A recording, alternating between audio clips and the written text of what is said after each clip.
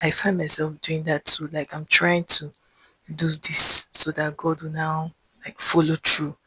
And it's just so crazy because God is all powerful. God can do everything on his own.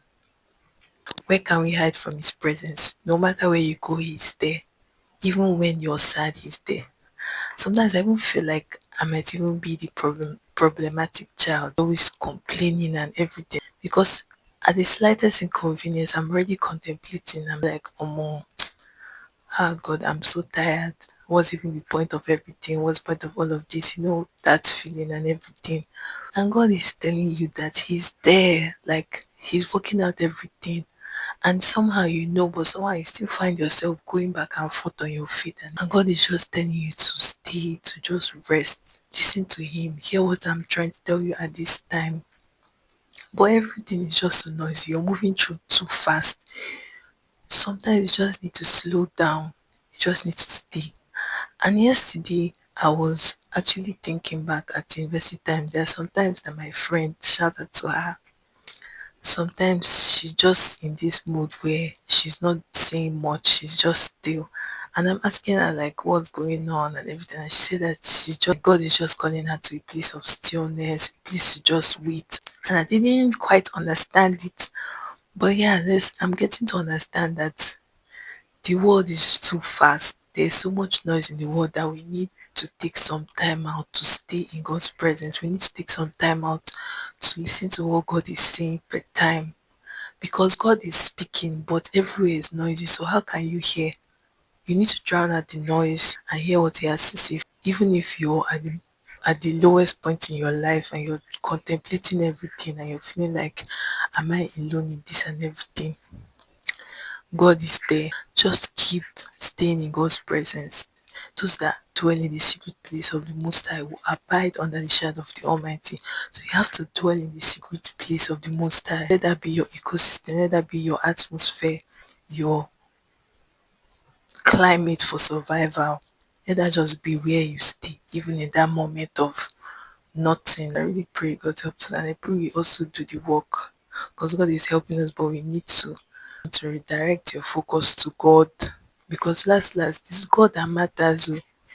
It's God that matters in this world. This world is nothing. Everything will pass.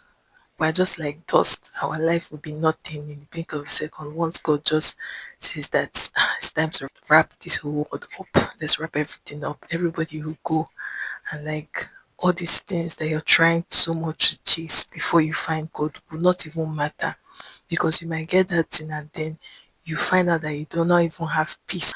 I just pray that we just invite ourselves to that life of staying, resting in God's presence and just listening. You don't have to be feeling so energetic after your prayer or anything. That quiet moment, God can still speak in that moment. And don't downplay your encounter that you have with God.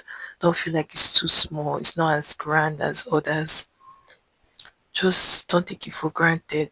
God is so good. Even those moments that you're feeling like you're no longer praying as you need to pray, or you used to pray at the beginning of the year, that you really need to do more, you really need to go deeper in your work with God. It's still God that is working in you at that moment.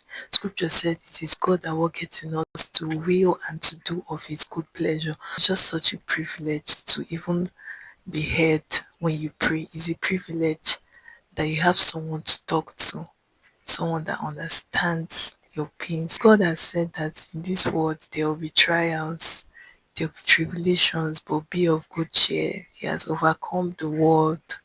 So wahala go dey o, wahala go dey for this world, but God dey. God has overcome everything. Main thing now is just to stay in God's presence. Also, something else as I also thought about yesterday after that sermon was, if you cannot make time for God when you're less busy, when you're single, when you're jobless, and when you're idle, so how can you make time for God when it's the opposite? When you're married, when you have a job, when you're busy, this time you have, this waiting period or whatever season you call it, of not having anything to do, you have to invest it in knowing God. It's not like when when you're busy or anything, or you're married, that you don't have time for God again. But like, there's just so much, and you know how the world can get when things are noisy. Thank you so much for watching this video. Please do well to share this video with someone, and please stay in God's presence. Everything will work out eventually. If it doesn't get better, it means it's not the end.